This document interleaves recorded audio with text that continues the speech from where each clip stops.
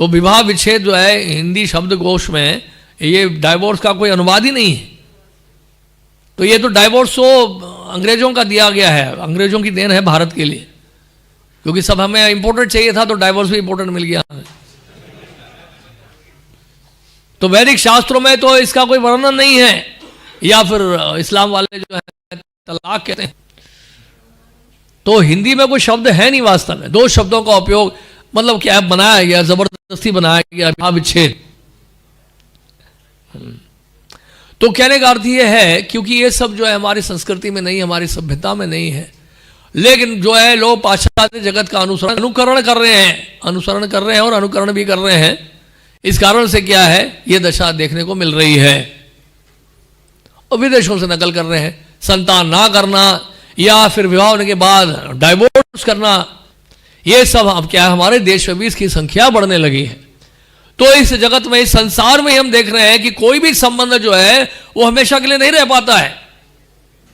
या अगर थोड़ा संबंध रह भी गया, पति पत्नी एक साथ रह भी गए काफी समय के लिए, और तो उसमें क्या है संतान साथ में रहती है। आप जाइए दक्षिण दिल्ली में जाइए, कहीं बड़े बड़े घर जितने भी हैं, ग्रेटर कैलाश में, साउथ एक्स में, या फिर जाइए जितने भी जाइए साउथ दिल्ली में, बड़े बड़े बंगले हैं, कोठियां हैं, वहां पे लिखा होगा कुत्तों से सावधान, बीवेयर ऑफ डॉग्स। घर में कोई नहीं है, एक बूढ़ा बूढ़ी है और बस कुत्ते बांध के रखे हुए हैं, सुबह उसको लेकर जाते हैं। क्या करें, कहीं तो अपना मुंह दिखाएंगे ना वो।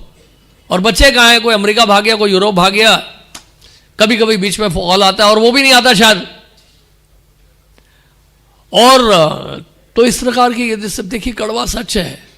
धीरे धीरे सारे संबंध टूट जाते हैं और वास्तव में जैसे ही वृद्ध होने लगते हैं हम लोग, तो जो युवक हैं वो दूर भागने लगते हैं।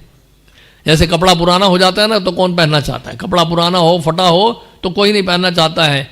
इसलिए युवावस्था जो है आप सबकी एक भ्रम है, ये सब मोह है। वास्तविक सच्चाई सामने आएगी। ये तो प्रलोभन है माया के द्वारा कि I am young man, I am the member of ISKCON youth forum. तो यूथ से भूत बनने में ज्यादा समय नहीं लगेगा, माया का जब प्रभाव होगा तो। और धीरे धीरे हम अकल आएगी, अरे बाप रे बाप, ये आया सामने कड़वा सच। वास्तव में मेरी आंखों की रोशनी जा रही है, मुझे सुनाई नहीं दे रहा, मैं बोल नहीं पा रहा हूं, मेरे हाथ उठ नहीं रहे, मेरे घुटनों में दर्द शुरू हो गया, मेरे पीठ पे दर्द शुरू हो गया है, मेरी आंतें काम नहीं कर रही है, मेरा पाचन क्रिया खराब हो गया है, मुझको रात को नींद नहीं आती है और पूरे दिन मैं खांसता रहता हूं। और घर वाले जो है परेशान हो जाते हैं, और पत्नी जो है पति से कहती है, बहू कहती है पति से, यानी बेटे से कहती है, ये देखिए बच्चे बीमार हो जाएंगे, ये खांसते रहते हैं पूरे दिन, हमें अलग रहना चाहिए।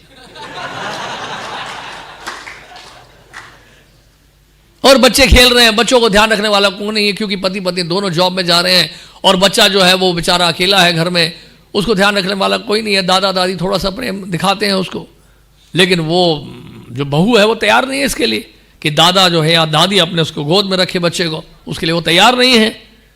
तो बच्चा अकेला है। अब माता पिता से अलग हो गए तो बच्चा और भी अकेला हो गया। घर में पिल्ला है या कुत्ता है, उसके साथ बच्चा घूम रहा है, दिन रात कुत्ते के साथ ही है। और अभी नई देन आ गई है फोन की, स्मार्टफोन की, तो फोन पे लगा हुआ है, फोन में मूवीज देख रहा है वो, और फिर रात को बैठ के नेटफ्लिक्स में मूवी देख रहा है, अनसेंसर्ड मूवीज देख रहा है। बदमाश बन गया है, स्कूल जाता है वहां ड्रग सप्लाई हो रहा है तो ड्रग्स लेने लग गया है, कॉलेज में जाता है तो और एडवांस हो गया उसमें वो, और किसी ना किसी वो भी जो है गर्लफ्रेंड बना लेता है किसी को, है कि नहीं। और घर वालों से फिर अलग हो जाता है, विवाह से पहले एक दोनों साथ में रहने लग जाते हैं।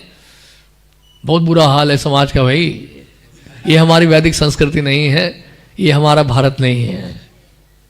तो कहने का मतलब ये है, इस प्रकार जो है बच्चों को गलत दिशा मिलती है, गलत मार्गदर्शन मिलता है, तो बच्चे होते हुए भी नहीं है वास्तव में।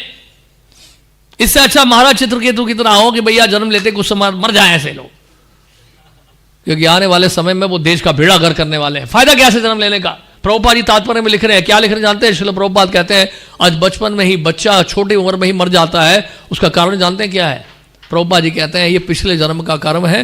पिछले जन्म में वो आपका शत्रु रहा होगा और इस जन्म में वो आपकी संतान के रूप में जन्म ले रहा है, बच्चे के रूप में जन्म ले रहा है और आपसे बदला ले रहा है, आपको दुख देकर। कई लोग पूछते हैं प्रश्न, प्रभु जी बचपन में लोग बच्चे शरीर छोड़ देते हैं तो इसको कैसे समझा जाए? इसको ऐसे ही समझा जाना है क्योंकि पिछले जन्म में वो आपका शत्रु रहा है और आपसे बदला लेने के लिए कर्म का विधान है। आपके घर में उसने जन्म लिया है और बहुत जल्दी उसकी मृत्यु हो रही है आपको दुख देने के लिए, क्योंकि आपका शत्रु है ना वो।